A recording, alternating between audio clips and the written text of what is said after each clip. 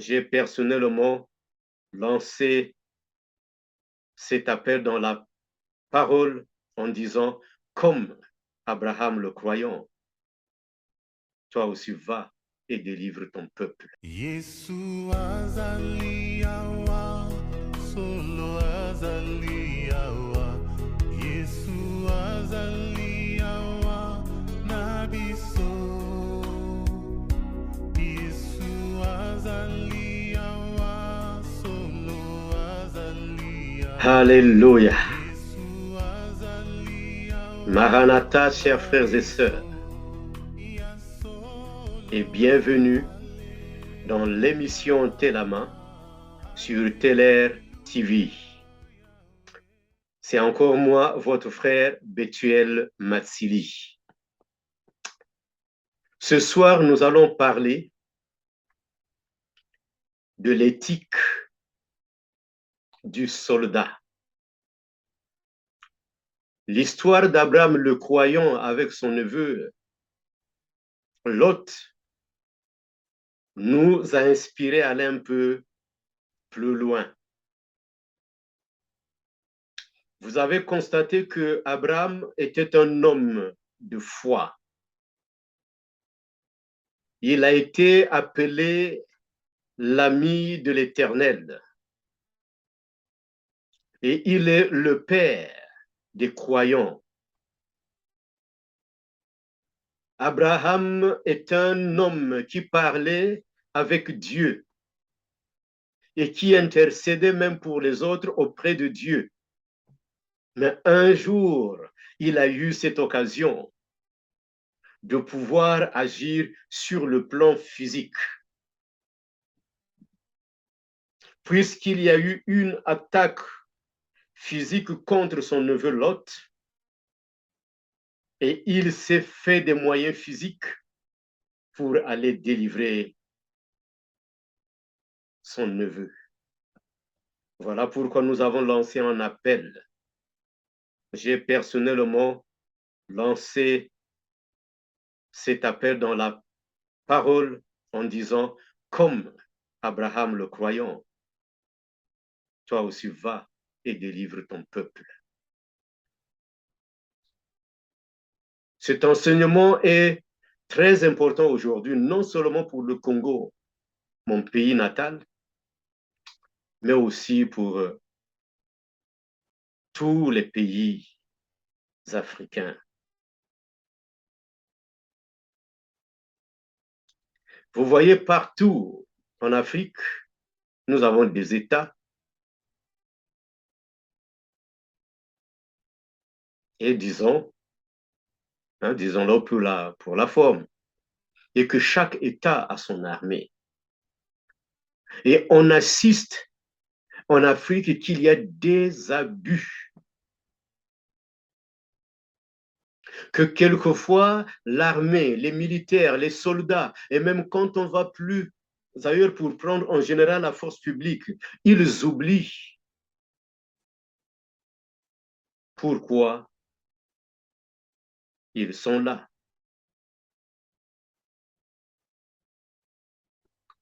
Les militaires ne savent pas pourquoi ils sont là. Les policiers ne savent pas pourquoi ils sont là. Les gendarmes, quelquefois, aussi se perdent. Et quelquefois, ils se comportent comme s'il n'y avait ni loi, ni coutume.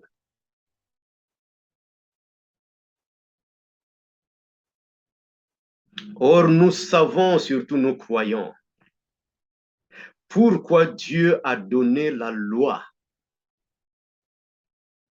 au peuple choisi et pourquoi cette loi est devenue la base du fonctionnement des croyants. Dieu avait un but, c'était pour distinguer son peuple des autres peuples, pour que son peuple ne soit pas comme un peuple sans loi et sans coutume, qui fait tout, pour que son peuple ne soit pas comme un peuple, un royaume de chenilles, qui ne savent que détruire, détruire, détruire et rien du tout, et rien d'autre. Heureusement que même dans la nature, le Seigneur a mis une potentialité de régénération, que même après le passage des chenilles, vient la vie, que les arbres peuvent encore fleurir.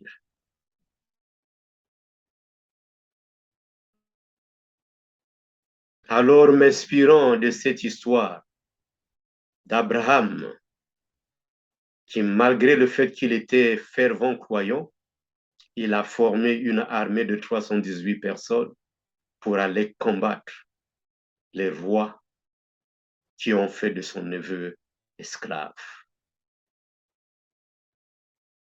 Et Dieu a accepté son acte après avoir posé cet acte de justice. Dieu est venu à sa rencontre. On ne va plus revenir sur ça. Mais aujourd'hui, on va se poser la question de savoir quelles sont les attentes de Dieu envers les soldats. Donc, qu'est-ce que Dieu attend des soldats? Qu'est-ce que Dieu attend des combattants? La première des choses,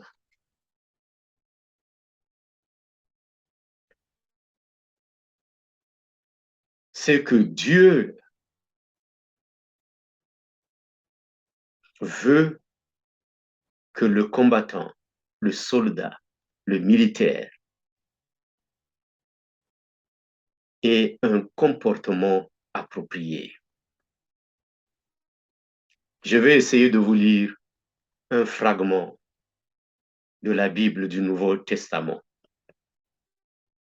Nous allons lire l'évangile de Luc, chapitre 3 et verset 14. Luc, chapitre 3, verset 14. Je lis le passage. Des militaires lui demandaient, « Et nous, que nous faut-il faire ?» Et il leur dit, « Ne faites ni violence, ni tort à personne, et contentez-vous de votre solde. » Ces paroles ont été adressées aux militaires qui voulaient prendre le baptême. Parce que le baptême que donnait Jean le Baptiste était le baptême de la repentance. C'était le moment de décider d'être obéissant à Dieu. C'est un baptême qui devrait faire de telle sorte que la conscience de celui qui prenait ce baptême, ce qui reste jusqu'aujourd'hui, cette conscience-là est purifiée de tout péché et la personne devient une créature nouvelle. La personne devient un enfant de Dieu. Alors, comme dans toute société, même aujourd'hui, il y a certains qui pensent que ceux qui ont le métier, par exemple, de soldats, de policiers, eux, ils sont dans le péché, ils ne peuvent plus rien faire. Non. Le Seigneur veut d'eux simplement. Ça, c'est la première des choses. Qu'ils ne fassent violence à personne et ne fassent tort à personne. Qu'est-ce que cela signifie? Si aujourd'hui nous savons que l'armée d'un pays est pour défendre le peuple et pour défendre la nation, cette armée-là ne peut pas violenter la nation qu'elle est en train de défendre. Cette armée-là ne peut pas se mettre à accuser les citoyens de cette même nation. Tout ce que le militaire, le soldat, le policier peut faire, il ne peut le faire que selon la loi, en accord avec la loi, mais ne peut pas être une armée, une force publique qui mène un chantage contre son peuple. Ce n'est pas une force qui doit terroriser son peuple. Parce qu'on dit, il ne faut pas terroriser, il ne faut pas faire violence. Et il ne faut pas accuser les gens faussement.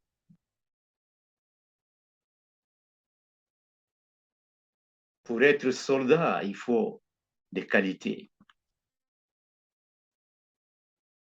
Et Dieu veut qu'en dehors de cette honnêteté, que le soldat, le combattant, le défendeur de la nation, celui qui va pour délivrer le peuple et non pour le condamner, que celui-là ait des qualités bien visibles. Parmi ces qualités, premièrement, nous avons ce que nous appelons l'amour du prochain. Un soldat doit savoir, doit pouvoir aimer son prochain, doit pouvoir compatir. Un soldat, un policier, un combattant véritable qui est au service de sa nation, il est là pour intervenir quand il y a l'injustice. Il est là pour aider quand il y a la faiblesse. Il est là pour protéger. Il est là pour aider à construire et non pour détruire. Quand une calamité vient sur une nation, sur son pays, le militaire, le soldat, il est prêt à aller aider, à travailler pour rétablir l'ordre dans le pays, dans la nation. Donc l'amour du prochain. Aimer le prochain, c'est compatir. C'est avoir de l'empathie pour celui qui souffre. Et ce prochain-là, c'est qui, chers frères et sœurs? Je sais qu'on peut dire, mais c'est toute personne. Puisque le Seigneur dit qu'il faut aimer ses ennemis. Non. Jamais le Seigneur nous a demandé d'aimer le diable. Jamais. Mais nous avons le droit d'avoir l'amour en soi qui est dirigé vers Dieu, vers notre prochain et vers notre soi-même. Pour ne pas dire vers Dieu, vers soi-même et vers notre prochain. Donc le prochain, c'est notre semblable. Celui qui est semblable à toi. Celui qui est aussi la victime comme toi. Je vais vous éclaircir ça sur un passage de la Bible que nous n'allons pas lire, mais que vous pouvez retrouver dans le chapitre 10. Évangile de Luc, chapitre 10, on peut lire à partir du 25 verset jusqu'à 37. C'est souvent appelé la parabole du bon samaritain.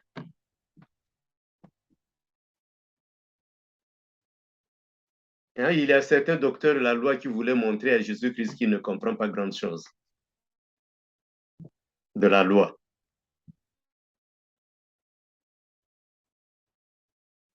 Et lui ont demandé sur qu'est-ce qui était le commandement le plus grand quand il a parlé d'aimer Dieu et d'aimer son prochain comme ça, mais on lui a posé la question de savoir qu'est-ce qu'un proche, qu'est-ce qu'un prochain. Et il a répondu en racontant une petite histoire. Qu'il y a quelqu'un qui est descendu de Jérusalem à Jéricho. Quand il y allait, les brigands l'ont attaqué. Et il était là couché. Un prêtre est venu, il ne s'est pas occupé de lui. Un autre lévite est venu, c'est aussi un prêtre, ne s'est pas occupé de celui qui était couché, bastonné, blessé. Mais est venu un Samaritain. Le Samaritain était toujours rejeté entre Israël et la Samarie et les Samaritains. Il n'y avait pas bon rapport. C'était des gens, on peut dire, déclassés. Le Samaritain, qu'est-ce qu'il faisait? Lui aussi, il voyageait. Et il a trouvé quelqu'un couché là, victime de brigands. Il l'a vu couché, blessé, victime d'une attaque de brigands. Alors, qu'est-ce qu'il a fait? Il a compati. Il s'est mis dans la peau de celui qui était couché. Il s'est mis dans la peau du victime. Il s'est dit, tout comme moi, il voyageait aussi.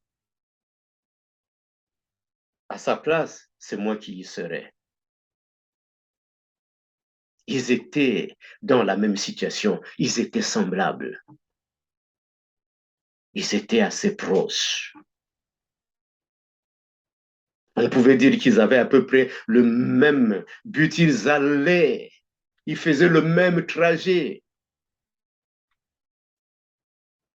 Mais lui, pour l'instant, il n'avait pas été attaqué. L'autre est déjà victime. Qu'est-ce qu'il fait? Il aide la victime parce qu'on ne sait pas toujours. Aujourd'hui, c'est un qui est victime. Demain, c'est toi.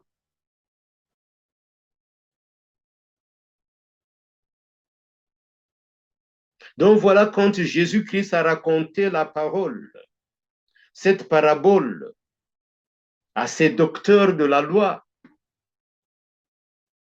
quand il a fini de raconter son histoire, il leur a posé la question de savoir qui a été prochain pour cette victime-là. La réponse était claire. C'est le bon Samaritain. Et Christ a dit, toi aussi, va et fais la même chose. Donc ça, c'est une des qualités. La première qualité, l'amour du prochain, la compassion. Va et fais la même chose pour aider ton prochain, pour le retirer, pour le tirer du danger, de la destruction. Fais-le. La deuxième qualité que le Seigneur veut bien, du soldat, du militaire, comme nous avons entendu, c'est dans le Nouveau Testament. Hein? Ça, ce n'est pas l'Ancien Testament. Mais la deuxième qualité, c'est quoi? C'est la grandeur d'esprit. Là, nous pouvons prendre l'exemple d'Abraham avec son neveu Lot. Vous savez, avant qu'Abraham et Lot ne se séparent, ils étaient ensemble, mais ils se sont séparés par une querelle. Je veux vous lire quand même. C'est vrai que ça nous prend un peu du temps, mais je vais vous lire cette partie-là. On va prendre le livre de la Genèse, chapitre 13, et on va lire à partir du verset 7 pour voir les circonstances dans lesquelles Abraham et son neveu Lot s'étaient séparés. Une querelle éclatant entre les bergers des troupeaux d'Abraham et les bergers des troupeaux de Lot. Cananéens et Périsites habitaient dans le pays. Et Abraham dit à Lot, qu'il n'y ait pas de querelle entre moi et toi. Mes bergers et les tiens, nous sommes frères. Tout le pays n'est-il pas devant toi? Sépare-toi donc de moi Si tu prends le nord, j'irai au sud. Si c'est le sud, j'irai au nord. Alors Lot leva les yeux et regarda tout le district du Jourdain. Il était tout entier irrigué avant que le Seigneur n'eût détruit Sodome et Gomorrhe. Il était jusqu'à Tsoar comme le jardin du Seigneur, comme le pays d'Égypte. Pour ceux qui ont encore des difficultés à comprendre les frontières de l'Éden. Lot choisit pour lui tout le district du Jourdain et se déplaça vers l'Orient. Ils se séparèrent l'un de l'autre. Abraham habita dans le pays de Canaan et Lot dans les villes du district. Celui-ci vint camper jusqu'à Sodome. Or, les gens étaient des scélérats qui péchaient gravement contre le Seigneur. Donc, ce que nous avions dit la fois dernière, les gens de Sodome et Gomorrhe étaient mauvais, mais c'est Lot qui avait choisi. Il a vu que c'était un terrain très, très riche. Il n'a pas donné la priorité à Abraham, son oncle, de choisir. Il n'a pas dit non, toi, celui qui m'a amené, toi qui es en train de m'éduquer, toi sois le premier, moi je viendrai après toi. Non, non, non. C'est l'oncle qui lui a demandé de choisir et il a vite choisi ce qu'il avait trouvé comme étant la meilleure partie pour faire son business. Et c'est là-bas que Lot a rencontré des difficultés. Et c'est dans ces circonstances-là, malgré le fait qu'ils s'étaient séparés par une querelle, Abraham avait une grandeur d'esprit. C'est ici qu'intervient souvent ce que le Seigneur Jésus a dit de pouvoir pardonner à son prochain. Même si ce prochain-là est comme un ennemi pour toi, il l'est en façade, parce que lui, il ne comprend rien. Celui qui se présente à toi comme ennemi est quelqu'un qui ne comprend rien. C'est un membre de ta famille, c'est ton ami, c'est ton proche, c'est ton semblable. Il faut lui pardonner pour continuer après. Mais ce n'est pas au diable, hein, je dis bien. Il y a des gens qui ont déjà vendu leur âme au diable, qui ne savent que faire du mal, qui ne savent que détruire, qui ne savent que je ne sais pas quoi dire. Faire du mal contre cela, il faut appliquer quelque chose d'autre. C'est la qualité qui vient. Donc, il faut une grandeur d'esprit pour oublier les comportements mesquins et arriver jusqu'à délivrer son frère. C'est ce qu'Abraham avait fait. C'est son neveu, c'est son frère dans le Seigneur. Il est allé le délivrer. Donc, la grandeur d'esprit. Cela est très important pour nous tous. Et quand vous suivez ces histoires-là, je ne veux plus lire cette histoire.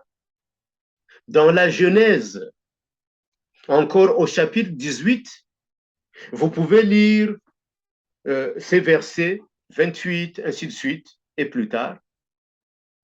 Et vous allez voir comment Abraham intercède pour Sodome et Gomorrhe. Donc, malgré le fait qu'il avait déjà délivré Lot est resté à Sodome et Gomorrhe, mais comme les gens étaient tellement mauvais, Dieu a décidé de détruire la ville. Mais Abraham s'est mis à intercéder pour Sodome et Gomorrhe. Quel était son intérêt? C'est son prochain qui était là.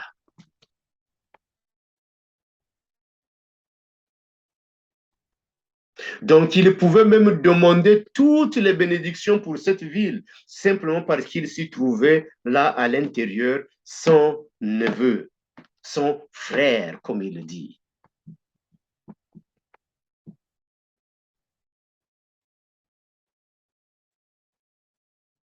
Et Abraham intercéda, dit au Seigneur, s'il y a 50 justes, tu vas détruire la ville? Le Seigneur dit non. Et s'il y en a 45, tu vas le faire? Le Seigneur dit non. Et s'il y en a 30, tu vas détruire? Le Seigneur dit non. Mais si c'est 20, le Seigneur dit non. Mais si c'est 10, le Seigneur dit non.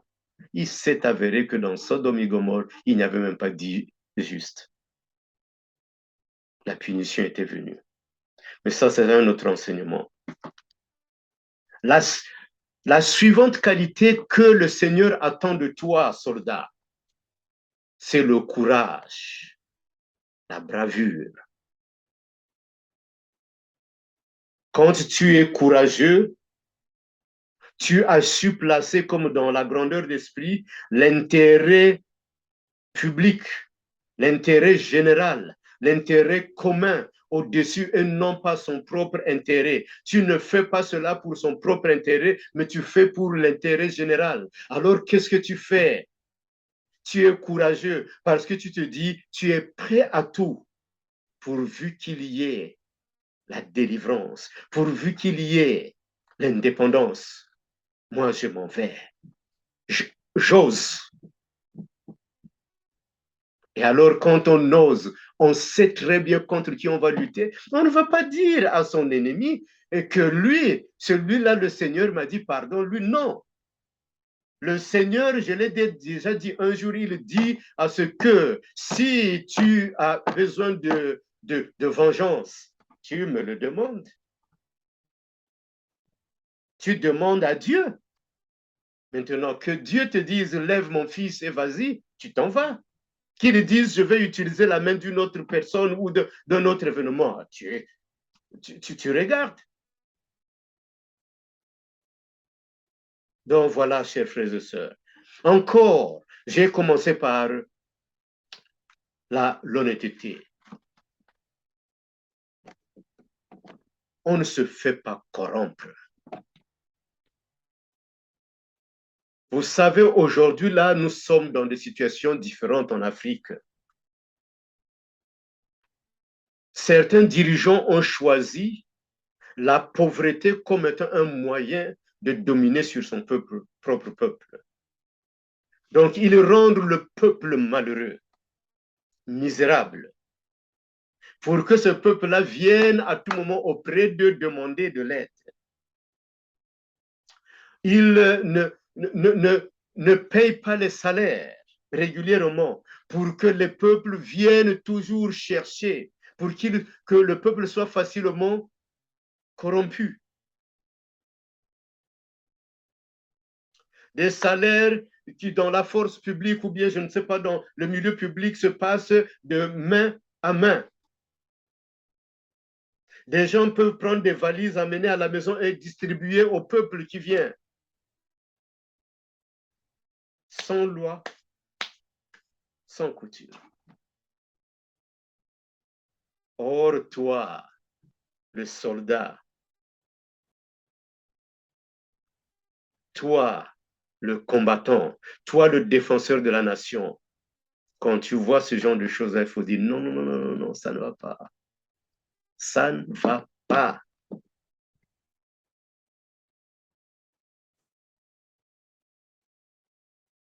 Mais tu ne peux pas trouver que le pilleur, le tueur, le menteur, le manipulateur, c'est celui-là maintenant ton prochain. Si quelqu'un de ce genre se répand et dise, je faisais mal, je laisse maintenant ce mal-là et je veux appartenir à Dieu, je veux obéir à Dieu, bien sûr, il faut lui pardonner. Mais tu es toujours plein d'amour parce que ton amour ne signifie pas que tu n'as pas le discernement entre le bien et le mal. Tu aimes parce que ta tendance, ce n'est pas la destruction. Tu aimes parce que ta tendance, ce n'est pas de tuer. Mais s'il y a nécessité, s'il faut détruire les forteresses du mal, tu détruis. S'il s'agit de briser les chaînes, tu brises. S'il s'agit de blesser, puisque tu blesses avec la permission de ton Dieu, tu blesses. Parce que lui, il dit que quand il blesse, il peut encore donner le pansement. Donc, qu'est-ce que Dieu attend de toi, le soldat? Et la vie de chaque croyant est toujours comparable à ce soldat-là, qui est honnête, qui est compatissant, l'amour du prochain, qui a la grandeur de l'esprit et qui est courageux. Celui-là qui, s'il se fait corrompre, quelquefois, la corruption est même obligée, on vient obliger les gens de se faire corrompre. Mais il faut réfléchir, ne fût-ce qu'à faire retourner cette corruption-là contre ce mal.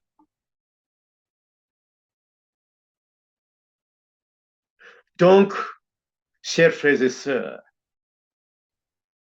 chaque parole de l'Éternel est bien pesée et nous devons la comprendre sur le plan spirituel, le plan moral et sur le plan social.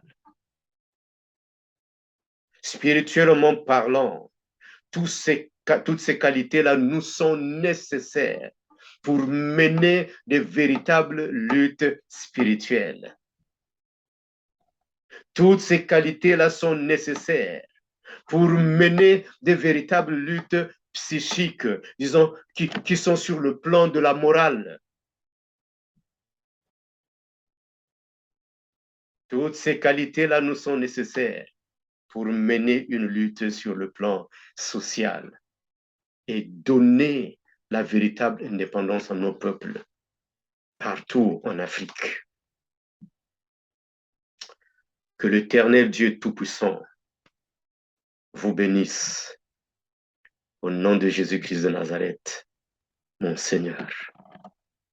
Amen. Yesu azaliawa, solo azaliawa. Yesu azaliawa, nabiso. Yesu azaliawa.